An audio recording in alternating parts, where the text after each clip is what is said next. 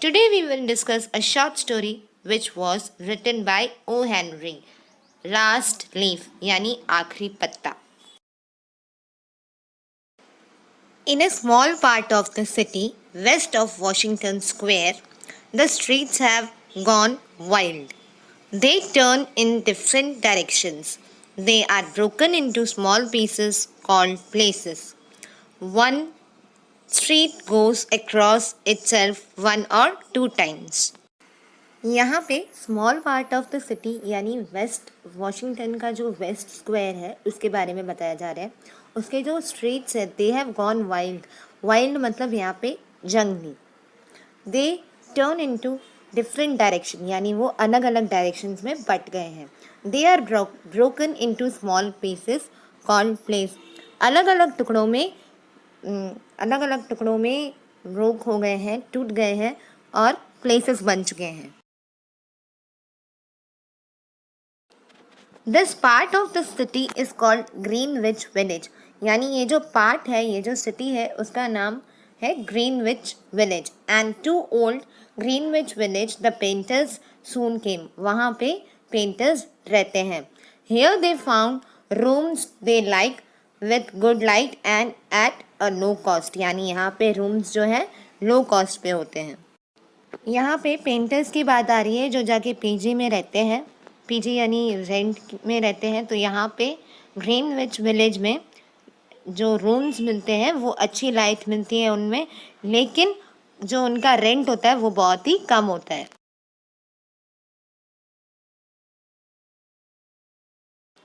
यहाँ पे two female characters की एंट्री होती है, स्यू और Johnsy.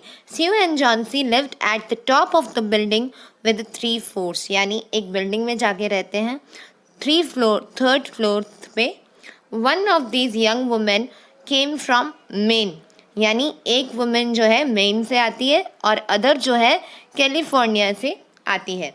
They had met at a restaurant on 8th Street. There they discovered that they liked the same kind of art, the same kind of food and same kind of clothes. ये दो जो स्यू and Johnsy हैं वो मिलती हैं एक restaurant में. एक आई है मेन से और एक आई है कैलिफोर्निया से, और उन लोगों को सब चीज़ें सेम पसंद हैं. यानी उनके खाने की पसंद ही सेम है, उनके आर्ट की पसंद ही सेम है, उनके कपड़ों की पसंद ही सेम है. अब ग्रीनविच विलेज में क्या चल रहा होता है, स्प्रिंग चल रहा होता है. अब ये दो जो फ्रेंड्स थी इन लोगों ने साथ में रहने का तय किया एक साथ, क्योंकि इनका आर्ट भी एक मतलब जो ये काम करती थी वो भी सेम था. तो वहाँ पे जो ग्रीनविच विलेज था वहाँ पे एक निमोनिया करके रहता था. उसको ना हम छू सकते थे, ना बात कर सकते थे, ना कुछ कर सकते थे. Doctors called him pneumonia. On the east side of the city he hurried, touching by many people, but in the narrow streets of Greenwich village he did not move so quickly.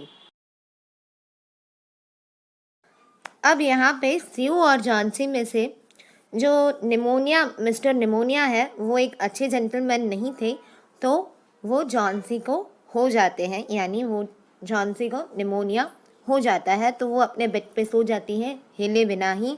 तो doctor बोलते हैं कि where is Johnsy, वो नज़र नहीं आ रही है. फिर जब वो उन्हें चेकअप करने जाते हैं, स्यू जब उनको बुलाती है तो वो बोलते हैं कि इसके बचने के चांसेस बहुत ज़्यादा कम है. She has a very small chance, he said.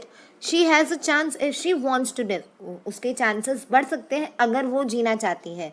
If you don't want to live I can do much for them. अगर वो जीना ही नहीं चाहती है तो डॉक्टर्स भी कुछ नहीं कर सकते हैं.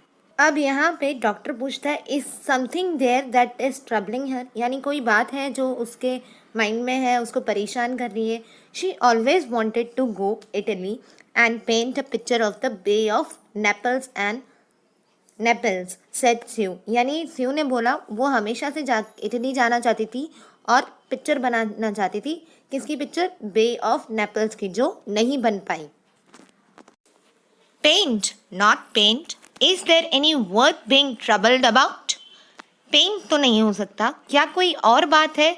स्यू से डॉक्टर पूछते हैं क्या कोई और ऐसी बात है, गहरी बात है जो जॉन्सी को तंग कर रही है या जॉन्सी के माइंड में बार बार वही दिमाग घूम रही है, जिससे उसका एनर्जी लेवल या वो ऐसा सोचती है कि वो जीना ही नहीं चाहती। वंस अगेन डॉक्टर पूछते हैं, a man, said Sue, is a man worth no doctor, यानी कोई लड़का भी उसकी ज़िंदगी में नहीं था। There is not a man, यानी कोई लड़का उसकी ज़िंदगी में नहीं है जिसकी वजह से वो डिस्टर्ब हो। It is weakness, said the doctor, I will do all I know how to do, but when a sick person begins to feel that he is going to die, half my work is useless। यानी अगर सिक person, बीमार person ऐसा सोच रहा है कि वो मरने ही वाला है, उसे जीने की कोई इच्छा नहीं है, तो डॉक्टर्स का आधा किया हुआ काम भी यूजलेस है, ऐसा डॉक्टर कहते हैं। Talk to her about new winter clothes, if she were interested in the future her chances would be better. अब यहाँ पे डॉक्टर का कहना होता है स्यू से कि उसके साथ उसका माइंड का जो वो सोच रही है उस चीज़ से हटाने की कोशिश करो और उसको न्यू विंटर क्लोथ्स के बारे में बताओ या न्यू चीज़ों के बारे में बताओ, जिससे वो ये सोचना कम कर दे कि मुझे नहीं जीना या मैं मर जाऊंगी। तो शायद उसके चांसेस जो हैं बचने के चांसेस वो बढ़ सकते हैं। डॉक्टर की बातें सुन के शिव को रोना आ जाता है अपनी दोस्त के लिए और वो अपने कमरे में चली जाती है थोड़ी देर के लिए। उसके बाद वो जाती है जॉन्सी के कमरे में। जब जॉन्सी के कमरे में जाती है तो वो कुछ पेंटिंग्स लेके जाती है, painting material, and she was singing, यानी उन्होंने ये नहीं जताया कि वो रो रही थी। Johnsy lay their with very thin and very quite, वो वहाँ बैठ जाती है और उसके बाद वो बड़ी चुप तरीके से बैठती है। Her face was turn toward the window. ठीक है, जॉन्सी जो है विंडो के बाहर देख रही होती है। She stop singing and thinking that Johnsy was asleep, यानी वो सोचती है कि जॉन्सी जो है, उनकी फ्रेंड जो है, वो सो गई है। She began to work, as she worked she heard a low sound again and again. अब यहाँ पे जो काउंटिंग हो रही है धीरे से वॉइस में, 12, 11, 10, 9, ये कौन कर रहा था? ये हो रही थी जॉन्सी के द्वारा। और वो जब बाहर देख रही थी, वो उनके रूम के बाहर एक पेड़ लगा हुआ होता है, वो उन पत्तियों में देख रही थी और काउंट करते जा रही थी। तो स्यू ने एक क्वेश्चन पूछा, व्हाट यू वर काउंटिंग, ऐसा क्या है काउंट करने का? तो जॉन्सी ने जवाब दिया कि जब इस पेड़ में सारी पत्तियां ख़त्म हो जाएंगी तब मेरी लाइफ भी ख़त्म हो जाएगी। तो स्यू जो है वो थोड़ा झगड़ा करती है जॉन्सी से कि ऐसी कोई बात नहीं होती, फालतू सोचना बंद कर दो।